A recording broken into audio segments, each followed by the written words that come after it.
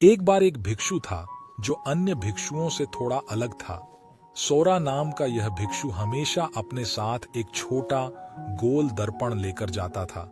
सोरा एक दयालु और बुद्धिमान भिक्षु था। गांव वालों और साथी भिक्षुओं द्वारा उनका समान रूप से सम्मान किया जाता था। दर्पण ले जाने की उनकी आदत ने कई लोगों को हैरान कर दिया, जिसमें पास के एक मंदिर का पुजारी भी शामिल है। काइतो अक्सर सोरा को आईने में देखता और मन ही मन सोचता, उसके पास हमेशा वह दर्पण क्यों रहता है। उसे अपने दिखावे की बहुत चिंता होगी। वह एक बुद्धिमान साधु है। क्या वह नहीं जानता कि सच्ची सुंदरता भीतर से आती है। एक धूप भरी दोपहर, काइतो ने सोरा से दर्पण के बारे में बात करने का निर्णय लिया। जब सोरा गांव से गुजर रहा था तो काइतो दृढ़ निश्चयी नजरों से उसके पास आया।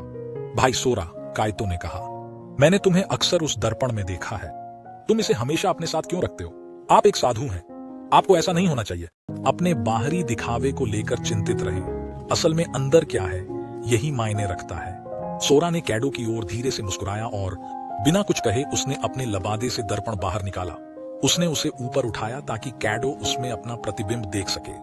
यह काइदो, सोरा ने शांति से कहा, यह दर्पण मेरा रूप देखने के लिए नहीं है। मैं मुसीबत के समय इसका प्रयोग करता हूँ। जब मैं इस पर गौर करता हूँ तो यह मुझे मेरी समस्याओं का स्रोत दिखाता है और समाधान की ओर मार्गदर्शन करता है। कैडो ने अपना प्रतिबिंब देखा और भौहें सिकोड़ ली। तुम्हारा क्या मतलब है सोरा? मैं इस दर्पण में केवल अपने आप को देखता हूँ, सोरा ने उत्तर दिया। बिल्कुल। जब हम कठिनाइयों का सामना करते हैं तो दूसरों को या उन बाहरी चीजों को दोष देना आसान होता है जिन पर हमारा नियंत्रण नहीं होता, लेकिन अक्सर हमारी परेशानियों का स्रोत हमारे अपने विचारों, कार्यों और दृष्टिकोणों में होता है। यह दर्पण मुझे खुद पर चिंतन करने, यह पता लगाने की याद दिलाता है कि मैं कहाँ गलत हो रहा हूँ और मैं चीजों को कैसे सही कर सकता हूँ। काइदो अचंभित रह गया। उसने कभी भी दर्पण के बारे में इस तरह से नहीं सोचा था। आप इसका उपयोग स्वयं का परीक्षण करने, अपने भीतर की समस्याओं की जड़ ढूंढने के लिए करते हैं। तुम? हाँ, सोरा ने सिर हिलाया। दर्पण मुझे आत्मचिंतन और आत्म सुधार का अभ्यास करने में मदद करता है। यह मुझे याद दिलाता है कि जीवन की अनेक समस्याओं का समाधान स्वयं में परिवर्तन से शुरू होता है। सोरा के शब्दों में छिपी बुद्धिमत्ता को समझते ही कैडो का चेहरा नरम पड़ गया।